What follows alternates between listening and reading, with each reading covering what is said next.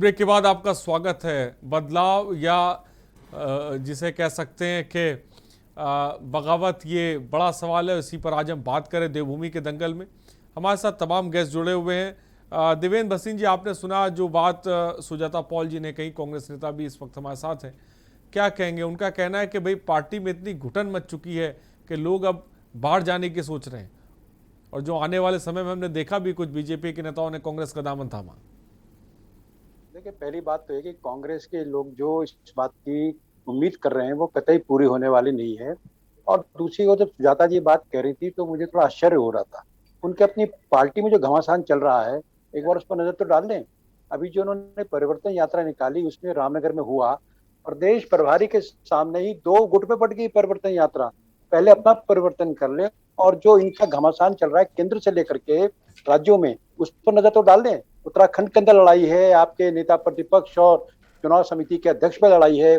आपके अध्यक्ष जी कुछ और बोलते हैं, बाकी नेता कुछ और बोलते हैं। पंजाब में जो हाल हो गया वो हमारे सामने है, राजस्थान की स्थिति हमारे सामने है, छत्तीसगढ़ के हाल बुरे हैं। तो कांग्रेस तो पूरी गृह युद्ध की शिकार है।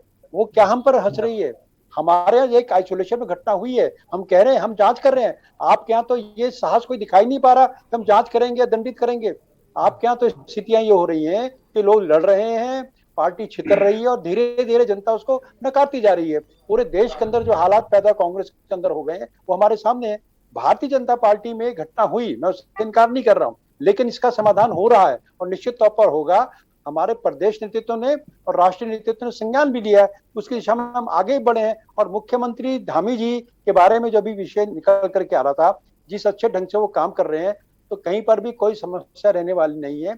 जो हुआ उसका समाधान भी हो जाएगा। ना तो आम आदमी पार्टी को इस बात का मौका मिलेगा कि वो लोग टूट के आए तो उनके यहाँ ज्वाइन कर जाएंगे, ना कांग्रेस वाले जो कभी कहते हैं कि हम ले लेंगे, कभी कहते हैं कि आम आदमी पार्टी। इस बात को लेकर हरक सिंह रावत जो बात कह रहे हैं, उनका जो बयान आया उसमें जो वो कह रहे हैं कि भाई पार्टी में कुछ लोग हम लोग को नहीं चाहते हैं, इसको लेकर आप क्या कहेंगे?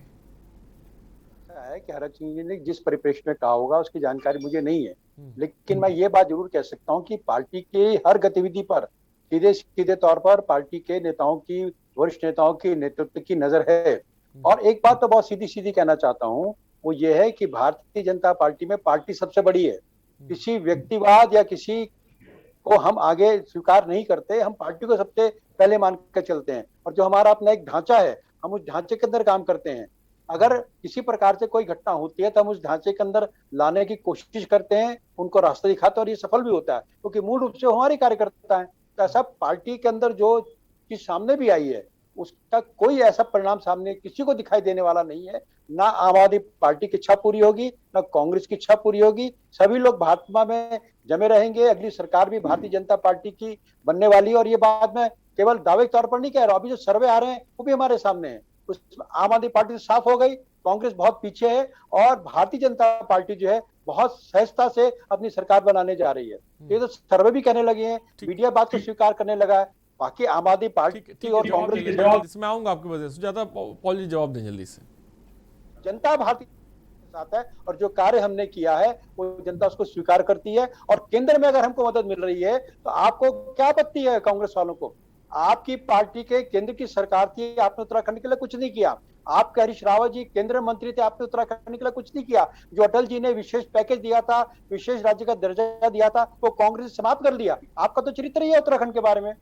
और हमारी केंद्र की सरकार, चाहे अटल जी की रही हो चाहे वर्तमान में माननीय मोदी जी की है, वो लगातार उत्तराखंड के लिए काम कर रही है। और आपका आपत्ति क्या है? इसका मतलब सीधा सही है कि आपको विकास से कोई सरोकार नहीं है। आप केवल केवल राजनीति करना चाहते हैं। हम विकास की बात करते हैं और विकास हम किया भी है और आगे भी करेंगे। ठीक, सुजाता जी जवाब दें। इन्होंने बड़ी मजेदार बातें कही हैं। कांग्रेस इनकी तरफ नहीं देख रही है, ये अपनी तरफ देख ले तो बेहतर होगा। रुड़की में देखा था आपने कि किस प्रकार से लड़ाई झगड़ा हुआ, वहां तो पुलिस को रोकना पड़ा, वरना तो वहां पर नाम मिटा के मेयर ने अपना नाम लिखवा दिया शिलापट पे। और यतीश्वरानंद जी वो भी मंत्री हैं, वो बैठे हुए हैं। इनके जिलाध्यक्ष वो भी बैठे हुए हैं, और दूसरे विधायक कर्णवाल जी के प्रतिनिधि जो है, जो पार्षद भी है सतीश शर्मा, वो लड़ रहे हैं। मतलब जगह जगह पे इनकी लड़ाई जो हो रही है वो किसके बीच में हो रही है? उसमें से कोई भी किसी और पार्टी का नहीं गया हुआ, वो आप ही के लोग हैं, आप ही के साथ रहेंगे। हमें नहीं चाहिए आपके ये लोग, इसलिए इनको आप लोग संभाल लीजिए, क्योंकि जनता का आप अपमान कर रहे हैं। धामी जी अच्छा काम कर रहे हैं, त्रिवेंद्र सिंह रावत ने काम ठीक नहीं किया, ये कह रहे हैं आप ये कह रहे हैं कि तीरथ सिंह रावत ने ठीक काम नहीं किया। सही कहा आपने, बिल्कुल भ्रष्टाचारी है ये सरकार। और अब जो आए हैं वो घोषणावीर और बयानवीर है। और भारतीय जनता पार्टी जो बात कर रही है ना सर्वे की, तो अपने सर्वे को जो है उसको आप अपने जो सर्वा है उनके तक सीमित रखे। उत्तराखंड पे कोई काम नहीं करेगा, क्योंकि उस सर्वे में जो अनिल बलूनी जी को मिले हैं ना परसेंटेज, वो बताता है कि धरातल से वो जुड़े हुए नहीं है। जी, आपकी आवाज नहीं आ रही है। ठीक है सुजाता जी, आपकी आवाज आ रही है। तो मैं कह रही हूँ, और जो हमारे उत्तराखंड में आज हाल है बेरोजगारी, सबसे अधिक अगर कहीं है तो हमारे राज्य में। इन्होंने हड़ताल प्रदेश बना दिया राज्य को, और देवस्थानम बोर्ड को लेकर पंडा पुरोहित इनके विरुद्ध खड़े। इनको शर्म नहीं आई कि बद्रीनाथ में मातृशक्ति के ऊपर इन्होंने पुलिस का प्रयोग किया। इन्होंने, आपको याद है कि त्रिवेंद्र सिंह रावत की सरकार के जाने के जस्ट पहले जब सेशन चल रहा था गैरसैंण में, तब भी इन्होंने महिलाओं के साथ क्या अभद्रता की, और अब बद्रीनाथ में इन्होंने अभद्रता की है जो शायद मेन स्ट्रीम मीडिया में दिखाई नहीं दिया। ब्रिज के ऊपर सुजाता जी आपकी बात आ गई, मैं आऊंगा जल्दी से। इस वक्त जय सिंह रावत जी भी हमारे। जय सिंह रावत जी, 3 मुख्यमंत्री बीजेपी ने बदले, और उसके बाद हमने देखा कि देवस्थानम बोर्ड का ही मामला चल रहा है, लेकिन इन सब के बीच अब पार्टी में जिस तरह की गुटबाजी देखने को मिल रही है, आने वाले चुनाव के मद्देनजर देखा जाए तो ये बीजेपी के लिए कितनी बड़ी चुनौती है? निश्चित रूप से बीजेपी जैसी संगठित पार्टी अगर इस तरह से होगा, अभी स्क्रीन पे आ रहा है कि सतपाल महाराज जी भी काऊ के साथ होली है, उनके समर्थन में कुछ कह दिया उन्होंने। सवाल हो सकता है लेटर और सूनर हो सकता है बीजेपी वाले सुलझा देंगे, कि सुलझाना मजबूरी है उनकी इस समय।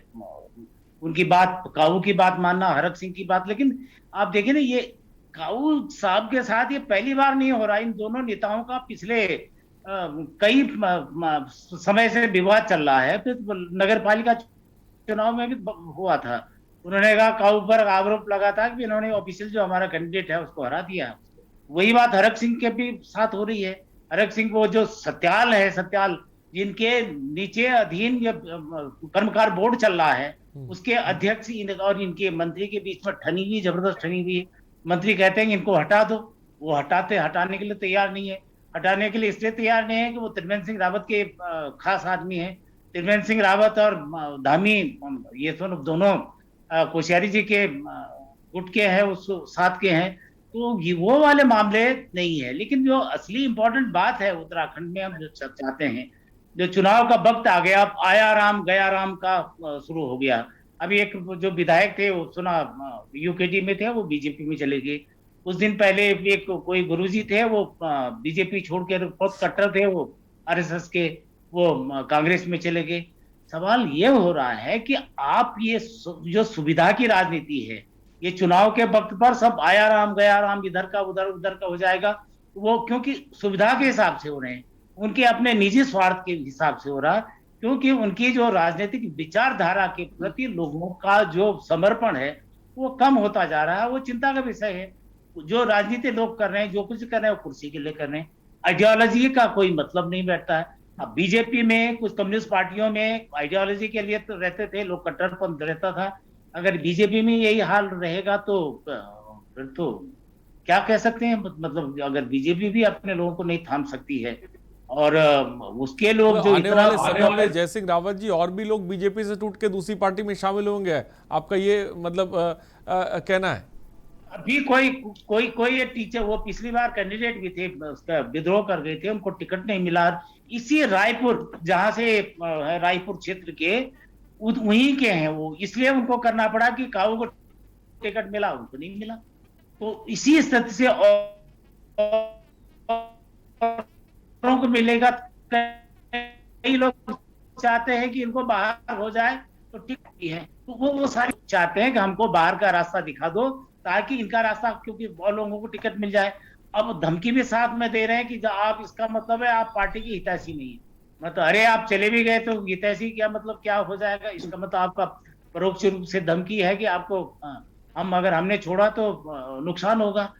तो ये सारी चीजें आज आप बीजेपी में, कल कांग्रेस में, परसों यूपीडी में, कभी आप पार्टी में, इस तरह का ये जब तक चलेगा तो ये सब, न तो इस प्रदेश में राजनीतिक स्थिरता आएगी, न लोगों को, कहते हैं ना, कोई कोई दीन नहीं है, कोई ईमान तो हो ना, किसी के प्रति निष्ठा तो होनी चाहिए, कोई समर्पण तो हो ना, किसी भी विचारधारा के प्रति समर्पण तो होना चाहिए ना।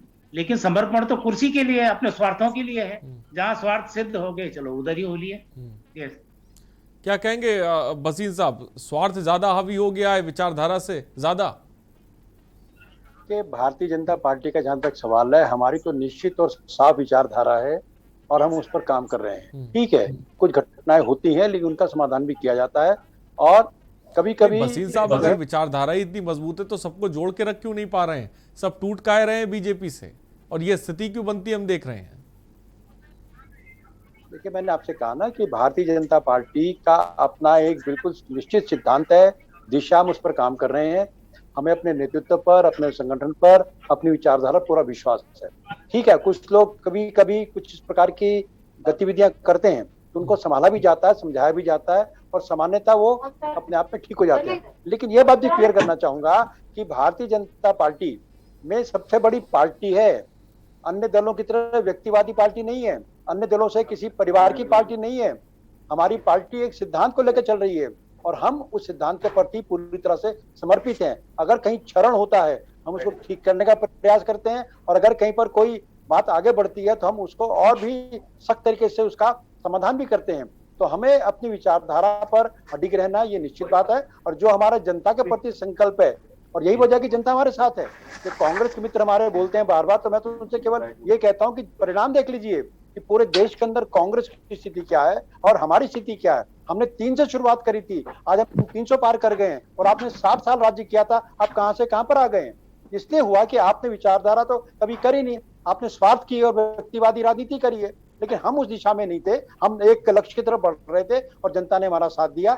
अगले विधानसभा चुनाव में उत्तराखंड के अंदर हम पुणे सरकार बनाने वाले हैं और निश्चित तौर पर जो है कांग्रेस और आम आदमी पार्टी जो सपने देख रहे हैं वो पूरे इसी स्थिति में होने वाले नहीं। ठीक, रजिया बेग जी, सपने जो देख रही हैं वो पूरे होने वाले नहीं है, क्या कहेंगी? देखिए एंकर महोदय, आप दोनों पार्टियों ने अपना परिचय स्वयं दे दिया है। अब किसी को इनका परिचय जानने सुनने की जरूरत नहीं, क्योंकि आज ये सड़कों पे है। अगर घुटन कांग्रेस में ना होती तो वो भाजपा में टूट के ना जाते, और भाजपा में घुटन ना होती तो आज वो सड़कों पे ना होते, जैसे बच्चे लड़ते इस तरह ना आते। आप कहते हैं स्थिरता और अस्थिरता की बात, कैसी स्थिरता है आपकी पार्टियों के अंदर, जहां आपके ही लोग सुरक्षित नहीं है, आपके ही लोग अपने आप को घुटन महसूस कर रहे हैं। ये लोग विकास की बात करते हैं। अगर विकास की बात होती, और मैं भसीन मेरे बड़े भाई हैं, भसीन साहब मैं आपसे पूछना चाहती हूँ, आपने 3 से शुरुआत की थी और आप 3 से देखिए आपका डाउनफॉल कहाँ पहुंच चुका है। और उत्तराखंड के अंदर इस बार उत्तराखंड की जनता बताएगी कि आप लोग कहाँ पे खड़े हैं। रही बात कांग्रेस की, कांग्रेस एक दोनों के सागनाथ और कहते हैं वो एक कहावत है, वही इन पे लागू होती है। आप दोनों पार्टियों का मोह जिस तरीके से अपनी कुर्सियों से चिपक चुका है। और विकास की बात, कैसे विकास की बात कर रहे हैं? एक काम तो गिनवाइए। भाजपा में 3 मुख्यमंत्री बदले, आप सब जानते हैं, और आज सिर्फ वादों की बात हो रही, वो भी इलेक्शन के टाइम पे आप वादों की बात करते हैं। और कांग्रेस का क्या हाल रहा प्रदेश के अंदर? आप अपने कुछ काम तो गिनवाइए। मैं कुछ की बात कर रही हूँ, और छोड़िए एक काम की बात बता दें कि हमने जनता के लिए एक काम करा, सिवाय महंगाई बढ़ने की। भाजपा सरकार के अंदर जिस तरीके से उनके विधायकों के ऊपर बुरे से आरोप लगे हैं, महिलाओं ने जिस तरीके से उनको एक्सपोज किया है, उसके लिए क्या कहेंगे आप? आपकी लड़ाई है वो क्या है? आपकी महंगाई का मुद्दा क्या है आपका? आप जवाब देंगे कुछ? यही विकास है प्रदेश का, यही विकास है जनता का। आप हमें बताइए कि आप इस समय सरकार के अंदर बैठकर प्रचंड बहुमत के साथ, और आप आज सड़कों पे हैं, और क्या हालात है आपने बना दिए। मतलब शर्म आ रही है इस चीज को सोचते हुए भी और देखते हुए भी कि क्या हमारे ये रहनुमा है, ये प्रतिनिधि है हमारे। ठीक है रजिया बेग जी, आपकी बात आ गई है। सुजाता जी, मेरी आवाज़ अगर आप तक पहुंच रही है, रजिया बेग को आपने सुना, उन्हीं ने कहा भाई काम तक कुछ नहीं किया, काम बता दीजिए उन्हें। देखिए जहां तक जी चलिए सर, देखिए देखिए जहां तक बात है कामों की, तो रजिया बेग शायद उत्तराखंड में काफी समय से यहीं पे रहती हैं, यहीं की हैं। तो अगर कोई कार्य नहीं हुआ है तो मुझे लगता है कि उनको अपने अंदर झांकने की जरूरत है। जो मेडिकल कॉलेज बने हैं या सिडकुल बना है या बहुत सारी चीजें, ऐसा नहीं है कि कुछ भी नहीं बना। तो ये अभी आए नहीं है, इनको ये बोलना है, बोलने का अधिकार है, क्योंकि बोलने में जीएसटी नहीं लगता, वैट वूट तो चला ही गया। खैर, विचारधारा की बात करती हूँ मैं भारतीय जनता पार्टी की। इनकी विचारधारा यह है कि 3 लोगों से जो शुरू हुई थी पार्टी, आज 2 लोगों पे सीमित हो गई है, क्योंकि ये चरण चाटुकारिता करते हैं, ये गुलाम मानसिकता है इनकी। आप देखिए कि जिस वक्त नेहरू जी जब उनकी कैबिनेट बनी थी, तो 5 लोग ऐसे थे जो उनकी पार्टी के नहीं थे, और हमने कभी ये नहीं कहा कि हम भारत को भारतीय जनता पार्टी मुक्त करेंगे। क्यों? क्योंकि हम लोकतंत्र में विश्वास करते थे और आज भी करते हैं। और भसीन जी की पार्टी अगर पनपी है तो वो उस कारण से। ये बात अलग है कि छलावे। नहीं सुजाता जी, मेरा सवाल ये है कि जो मैंने उनसे भी, भसीन साहब से भी सवाल पूछा, ऐसा तो नहीं विचारधारा से ऊपर आपके यहाँ भी जिसे कह सकते हैं कांग्रेस में भी स्वार्थ पैदा हो गया, जिसकी वजह से हमने देखा कुछ नेता छिटक कर बीजेपी में शामिल हो गए। अब वही स्थिति में बीजेपी भी साफ तौर पर जाती नजर आ रही है। मैं आपको वही बता रही हूँ कि जिस प्रकार से इनके यहाँ है ना, तो इनके मसूरी में भी एक बार चुनाव लड़ा था इन्हीं के टिकट पर राजकुमार जायसवाल ने भी। 20 साल इनके साथ रहे हैं। ठीक, मैं आऊंगा सुजाता जी, ब्रेक का वक्त हो चला है। तो साफ तौर पे जिसे कह सकते हैं कि बीजेपी में जबरदस्त तरीके की सुगबुगाहट या यूं कहें कि बगावत के सुर देखने को मिल रहे हैं। आने वाला वक्त फिलहाल क्या बताएगा, ये तो फिलहाल इसके लिए थोड़ा इंतजार करने की जरूरत है। रुकते छोटे से ब्रेक के लिए, जल्द हाजिर होंगे।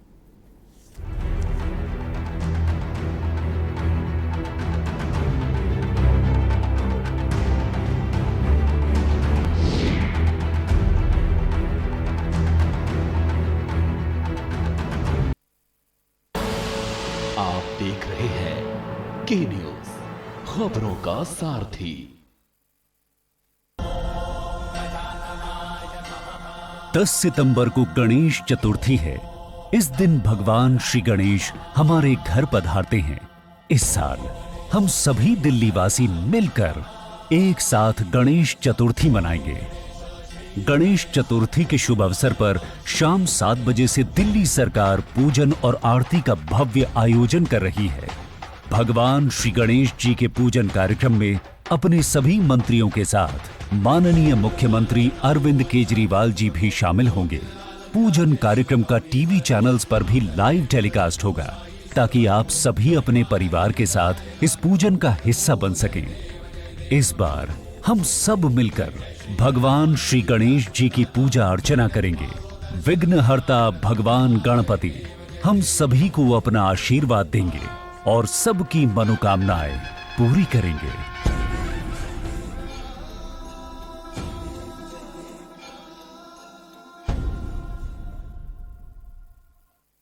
खुदी को आजमाया है तो ये अंदाज आया है, खुदी को आजमाया है तो ये अंदाज आया है। तुम में भी मैं हूं, शुद्ध प्लस पान मसाला।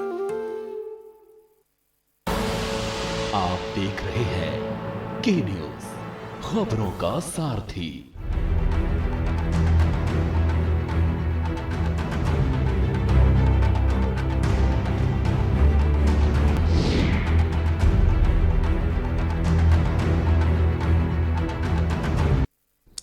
तो ब्रेक के बाद आपका स्वागत है देवभूमि के दंगल में। सीधे डिबेट की तरफ रुख करते हैं। हमारे साथ सुजाता जी जुड़े। सुजाता जी, जो मेरा सवाल था कि भाई जैसा कि हम देख रहे हैं जो बीजेपी में इस वक्त हुआ, और हम इसमें कोई दो राय नहीं है, ऐसा लग रहा है कि स्वार्थ जो होता है वो तमाम पार्टियों में सबसे ज़्यादा ऊपर हो चुका है।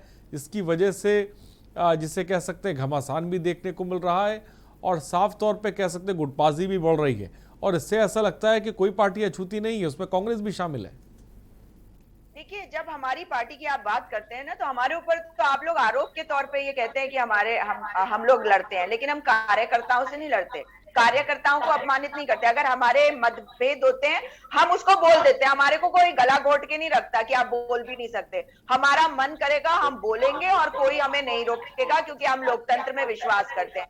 भारतीय जनता पार्टी की तरह नहीं है, एक कमरे के अंदर जाएंगे, जब बाहर आएंगे तो एक पत्रकार ने कहा बिल्कुल लाल मुंह होते हैं और फिर कहेंगे all is well, all is well, और दिखाई दे रहा है कि किसी की किसी से नहीं बन रही है। जब नाम आया उसके बाद बेचारे अपना शपथ ग्रहण की तैयारी करने के बजाय घर घर जा रहे थे, नेता के घर जा रहे थे समझाने बुझाने के लिए, और सतपाल महाराज जी के घर तक पहुंचे वो। और सतपाल महाराज जी के बारे में कितना कहा गया कि उनके मुंह पे ऐसे ऐसे भाव थे कि वे बड़े, पूरी भारतीय जनता पार्टी बोलती रही all is well, all is well. तो ऐसी जो गुटबाजी है ना, ये इन्हीं को मुबारक हो। हमारे यहाँ जब एक दूसरे के साथ कोई दिक्कत होती है और कोई बोल देता है तो हम उसे तूल इसलिए नहीं देते, आप लोग भले ही देते हैं, वो इसलिए क्योंकि जब जनता की बात आती है या पार्टी की बात आती है तो हमारे लिए वो ज्यादा बड़ा होता है। और एक बहुत इंपॉर्टेंट बात है, आप मुझे बताइए हमारे राज्य के इतिहास में हमने कभी भी भारतीय जनता पार्टी की सरकार को कमजोर करने की कोशिश करी? ये तो खुद ही आप देख लीजिए, हमारी सरकार जब आई थी नारायण दत्त तिवारी जी की 5 साल चली, जब हमारी दूसरी सरकार आई तो भारतीय जनता पार्टी ने क्योंकि आपदा के बाद जो इन्होंने आरोप लगाए हमने जवाबदेह बनकर उनको हटाया, मगर उनको ये अपनी पार्टी में ले गए। वाह भाई वाह। उसके बाद इनकी बात कर लेते, इनकी पहली सरकार में आपने देखा कि मुख्यमंत्री आए, पहले खंडूरी जी, फिर निशंक, फिर खंडूरी जी, और अब 3 आए हैं और बद्रीनाथ से आपके लिए मैसेज। सुजाता जी, मैं चाहूंगा कि भसीन जी मुस्कुरा रहे हैं, लग रहा है बहुत जबरदस्त जवाब देना चाहते हैं। मैं चाहूंगा कि उनकी भी बात ले ली जाए, वक्त की थोड़ी है। भसीन साहब बोलें।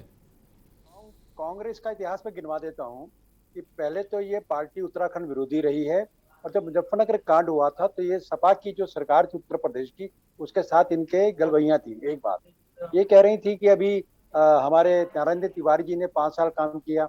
मैं याद दिलाना चाहूंगा सुजाता जी को, इन्हीं हरीश रावत ने 5 साल तक अपने ही मुख्यमंत्री के खिलाफ धरना प्रदर्शन किए थे। 5 साल उनको काम नहीं करने दिया गया। उनके बंगले पर विधायकों ने कांग्रेस के गमले तोड़ दिए थे, लाते मार मार के। ये चीजें रिकॉर्डेड है।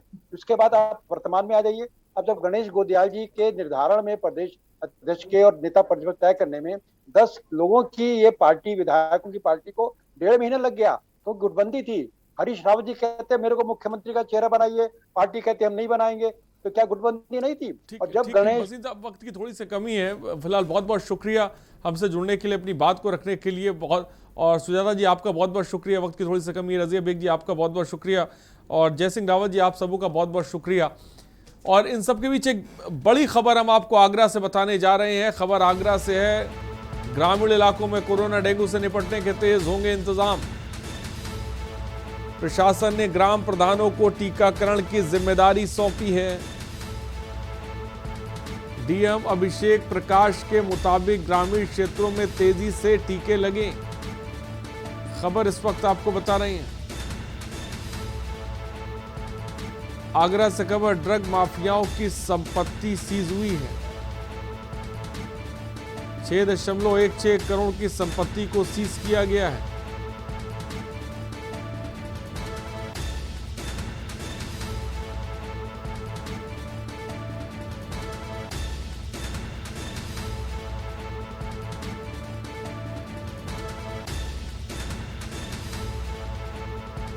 खबर इस वक्त आपको बता रहे हैं।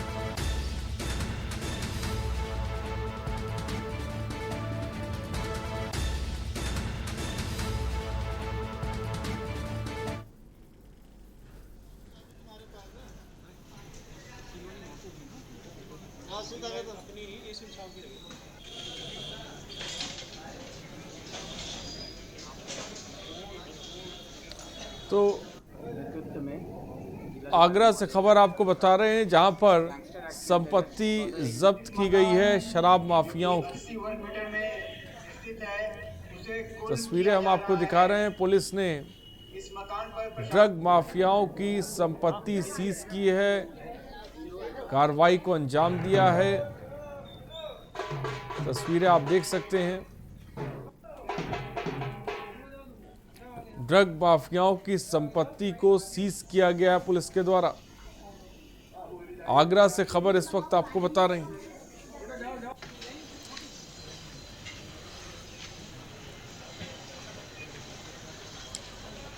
जहां पर ड्रग माफियाओं पर प्रशासन के द्वारा कार्रवाई की गई है, उनकी संपत्तियों को सीज किया गया है। अजेंद्र चौहान हमारे संवाददाता जुड़ गए। अजेंद्र, क्या जानकारी है? ड्रग माफियाओं पर पुलिस ने कार्रवाई की है। हाँ देखिए, बिल्कुल आगरा की अगर हम बात करते हैं तो जिस तरह से आगरा पुलिस लगातार ताबड़तोड़ कार्रवाई कर रही है, उसी के चलते यहाँ 5 ड्रग माफियाओं के खिलाफ कार्रवाई हुई है। और ये वो ड्रग माफिया हैं जिन्होंने कोरोना काल से लेकर और उससे पहले से तमाम नकली दवाओं का यहाँ व्यापार कर रहे हैं, नकली दवाइयों का व्यापार कर रहे हैं। उसके चलते आगरा के थाना कमला इलाके में मुकदमा दर्ज हुआ था और उस मुकदमे में जिलाधिकारी द्वारा पुलिस द्वारा गैंगस्टर की कार्रवाई की गई और उस गैंगस्टर की कार्रवाई के बाद 14A के अंतर्गत इन लोगों की संपत्ति कुर्क की गई है, जिसमें 6 करोड़ 16 लाख रुपए की कुल संपत्ति सीज हुई है, जिसमें 6 वाहन है और कुल मिलाकर 5 ड्रग माफियाओं के खिलाफ ये संपत्ति सीज हुई है। जिसमें आज तमाम पुलिस के आला अधिकारी मौके पर पहुंचे, तमाम फोर्स के साथ आगरा के ASP लखन सिंह पहुंचे और उसके बाद वहाँ जो विधिक कार्रवाई होती है और वहां पर पूरे मकानों पर सील लगाई गई और वहां अनाउंसमेंट किया गया कि ये कूटनीतिक काम करते हैं, समाज में ड्रग का गलत तरीके से ड्रग बेचते थे, उनके खिलाफ मुकदमा दर्ज हुआ। तो पूरी बात बताने के बाद वहां पर अनाउंसमेंट करने के बाद यहाँ पर संपत्ति सीज की ये कार्रवाई की गई है। बड़ी कार्रवाई यहाँ माना जा रही है क्योंकि लगातार नकली दवाओं का व्यापार जितना फैलता जा रहा है, तो कहीं ना कहीं इस तरह के कार्रवाई के बाद जो नकली दवाओं का व्यापार करने वाले जो और भी आरोपी होंगे, कहीं ना कहीं उनको डर रहेगा और इन नकली दवाओं के व्यापार पर साफ तौर पे जो ड्रग माफिया उनमें डर पैदा होगा, जिसके मद्देनजर ये कार्रवाई की गई। अजय, बहुत बहुत शुक्रिया हमसे जुड़ने के लिए और तमाम जानकारी देने के लिए। फिलहाल खबरों में इतना ही, बने रहिए हमारे साथ। नमस्कार।